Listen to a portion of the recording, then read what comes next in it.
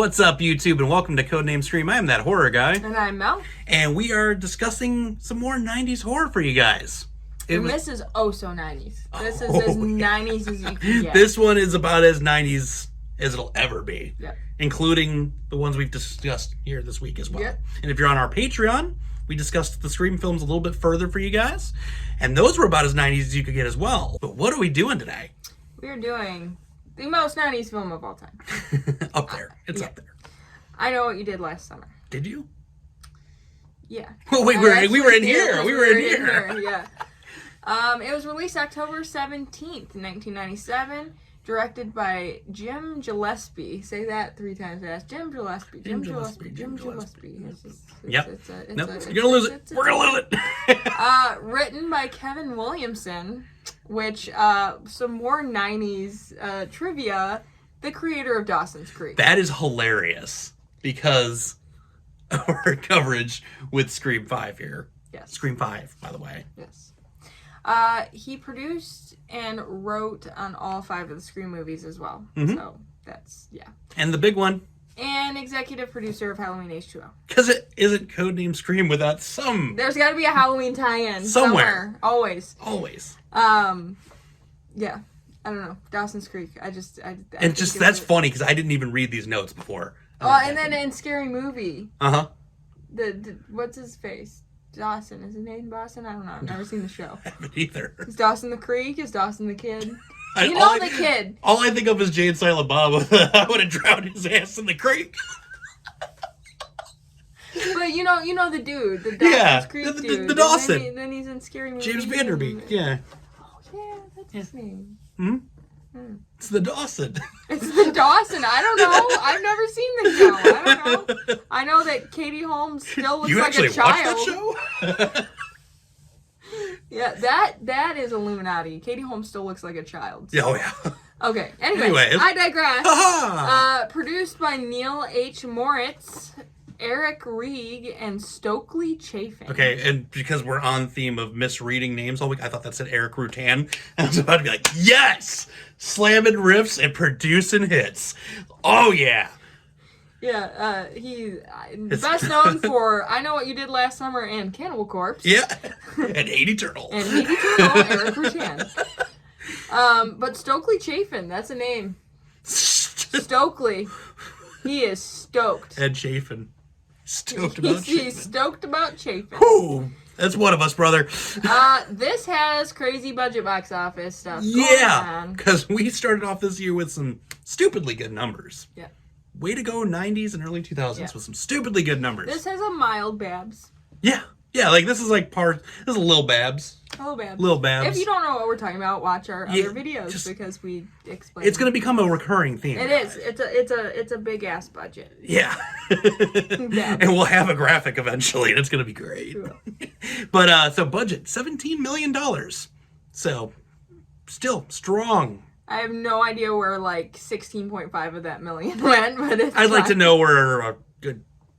know where 17 million of that went. Mm-hmm. And your box office is at 125.3 million. That's pretty good for a horror movie. Yeah. Pretty good. Oh, yeah. And then adjusted for 2022 inflation, 217.6, just shy of 0.7. That's good. Good job. Very good job, guys. I don't think critics and audience score, on the other hand, is as strong as we've started off with. It's not the worst. But it's the worst of this year currently. That is true.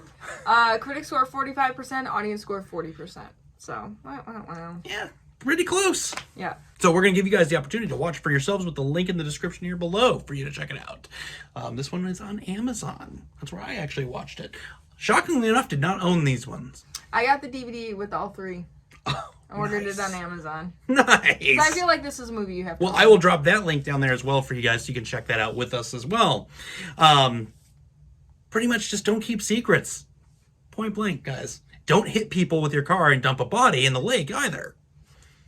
Bad things will happen to you. People may know what you did. Last summer at that. Especially if you're hanging out with Sarah Michelle Gellar or Freddie Prinze Jr. or Jennifer Love Hewitt. They're going to know. If you're hanging out with Freddie Prinze Jr. and Sarah Michelle Gellar, there's probably going to be a dog named Scooby somewhere nearby. Yeah, facts. With Matthew Lillard, who was in films we've discussed just this week. I love him so much. It's awesome. Anyway, we digress. But yeah, point blank, don't keep secrets. Don't hit people with your car, because they're going to come back and kill you. And that's exactly what happens here. They use a fisherman's hook, dressed as a fisherman, and just come and kill all of you one by one. Yep. Staging the bodies with your jacket and everything. Yes. On 4th of July weekend. Cutting your hair in your sleep because they had aspirations of being a barber and said they were a fisherman that you just killed. May add some seafood onto your dead body. Yeah. Point blank. And then you might get caught on the boat with them at the end. And That's they pretty may... good. Yeah. I'll give yeah. I'll just leave it there. And a pretty love good. letter in steam on your shower for you. That's so cute. Yeah. And they want to be in there so badly with you, they're going to reach through. Yeah. That's about it, guys. You gotta just have to check this one out for yourself. Yep. It's the way you described it sounds a lot scarier than it actually is. I know. It makes it sound really scary, and it's really not. But you know what's really not scary? Our fun facts. Yep. Film was shot in 50 days, which seems a little excessive. A bit. The ice inside the storage of the boat was made of a gelatin, so Jennifer Love Hewitt could move around comfortably inside. Interesting. So that's what the fact said, almost word for word, when I found it online. No one has ever said gelatin is something you can move comfortably inside. Like, that just seems like difficult. Yeah. And like I'm thinking about that whole scene, it doesn't even look like gelatin. Yeah, it's not, I don't know. You'd think gelatin's gonna move around. Well, not like Jell-O, You would think though. but like a gelatinous thing. Like, okay, so those candles that have like the fruit inside? Yeah. That's what I'm thinking of. That doesn't like That wiggle. doesn't. Yeah, but that's just not comfortable. Either. You know, when I was a kid and I used to see those candles in the store, I used to stick my fingers in them and wreck them like every single time. There's somebody at a Walmart somewhere like swearing your name still to this day. Back in my day, restocking these candles. Well, I'd like open them up and like feel them, and then when my mom wasn't looking, I was like, Oh man. yep, that was me. I did that. Sorry. Oh boy. Anyways, Buffy the Vampire Slayer. Yeah, Sarah Michelle Gellar and Freddie Prinze Jr., who later married, first met while filming. So very on brand for what we've been talking about, because Scream, David Arquette, Courtney Cox. Did the same exact thing. Reese Witherspoon auditioned, but then changed her mind and withdrew. It doesn't say why. She just did. And then she recommended her then boyfriend, Ryan Philippe. Is that how you say it? Philippe Carr. For the role of Barry. Well, I'm glad that it worked out that way, because they did Cruel Intentions together not too long after this, with Sarah Michelle Gellar too. Yes. And that would have love that movie. The movie's so good, and that would have just been ruined by this movie. Yeah. Big time. Yeah. And Reese Witherspoon's too sweet. Yeah. She would have turned herself in like 5 Like Jennifer Love Hewitt was sweet, but she still has the badassery to herself. Yeah. I don't know. See, this is also a horrible idea. Melissa Joan Hart turned down the role of Julie. Sabrina, the OG. She said she thought it was just another ripoff of Scream. That's hilarious. And really glad that didn't happen too. Yeah, I don't know. She bothers me. Like, there's just something about her that bothers me. Yeah, like she was a good Sabrina. I loved her. Oh as Sabrina. Yeah, classic. But like, I think it's because I can't think of her as anything else. Oh, I just had a weird suppressed memory. She was on a Nickelodeon show. Yeah, she was. Clarissa. Clarissa Explains It All. Yep. I suppressed that until right now. As soon as you said Nickelodeon, it clicked. I know. I was, yeah. Okay. Anyway. Wow, the 90s are coming back. But, like, that's what I think of her as, is Sabrina. So it bothers me when she's in other things, because I'm like, you're a witch. You could get out of this situation. Right. And it's like, oh, wait, no, you're not. And she just wouldn't have fit this movie at all, whatsoever. Yeah. She's another one that just comes off as a little too sweet. Like, I feel like everyone in this movie had to be, like, the girls had to have kind of, like, an edge. To them, yeah, they had to be edgy, bit. just slightly, and then the guys had to be just heartthrobby enough. Right. But still kind of edgy. And just a jerk. Like, the guys in this movie like, Ryan Phillippe, perfect role for that. Yeah. Freddie Prinze Jr. was, like, in the late 90s, was the guy. Like, she's all that, Like, movies like that. That was him. And he still had a little bit of an edge to him. Yep. Just a little bit. and then he became Fred, and then that all went. Yeah, and then Scooby-Doo ruined everything. So. I love that movie though. Love that movie so much. It's terrible. Anyway, no, it's not. It's so bad. It's so not bad. It's I love it. You're right. It's awful. I've seen that movie like 100 times. I have too, and it's 100 times just. I love anything Scooby-Doo. Oh, I love Scooby-Doo so much. Okay, anyway, regardless. This film is on Roger Ebert's most hated list. I feel like that list. I feel like we've encountered covered this before. This list I don't a few remember times. with what, but he's hated other things. That He has. We've covered it. You guys have seen it. If you can think of which one it is, sound off here in the comments below and remind us. That's what happens when you watch like 100 movies last year. It's true, but that guy's a hard guy to please. So, yeah.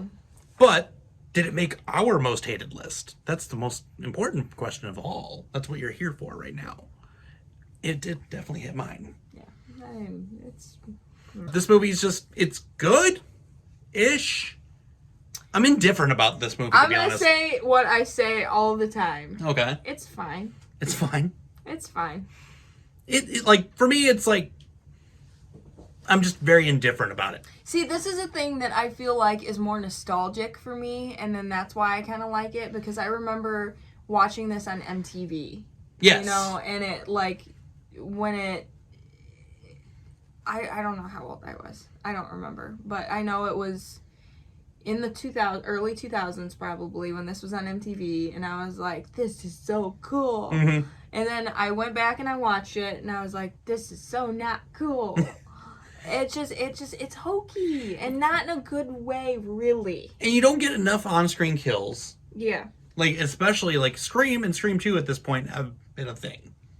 And I'm not scared of the fisherman. And the fisherman's not scary. Sorry. The hook is scarier with Candyman at the end of the day. Yeah. Like, if we're going to talk about, you know, a hook-wielding killer, Candyman. Well, every and time. I feel like this movie didn't even take that into account. I feel like this kind of came from, there's, like, this old story that, like, there's a hook-handed guy, and he goes and finds teenagers that are making out and scrapes along the side of the car. You know, Yep. It kind of took that and ran with it, but it didn't make it scary. Well, it was loosely based on an urban legend. Yeah. And then it was paying homage to a film that had just come out at the time. Yeah. And then right around this time, Urban Legend came out. You know, I think it was like the year after this is when Urban Legend came out. That. I know. I was thinking about that, actually, as we were covering this. I'm like, yeah. Because you mentioned the hook scrape, and I was like, you know, Urban Legend had come up in my brain the other day. We'll do that at some other time. We'll do that at some point. We'll revisit the 90s again, because it's, at the end of the day, as hokey as this is, and as indifferent as I am with this, it's still a 90s horror, and 90s horror has still got a special little place here in my heart. Yeah. Well, we should do a 90s horror-themed thing, because this is just like teen horror. Yeah, this is specifically the teen. Yeah, too, like, and help us build that list, guys. We're just now getting together and getting all the films for the entire year for what we do here. So if you want to see something specifically 90s related, we will do a 90s related series. And I want to do like 90s, not like this movie came out in the 90s, but like this is blatantly 90s. Oh yeah, this is like dated. It doesn't have 90s. like this. It can take place in the 90s and have been shot in the 2000s. As long as it's 90s. Yeah. Like, it just screams it. We're talking flannel, Nirvana, the whole 9 yards. Yeah. Like, just, if you know something you want to see us to cover, sound off down here in the comments below. We will gladly add that to the list.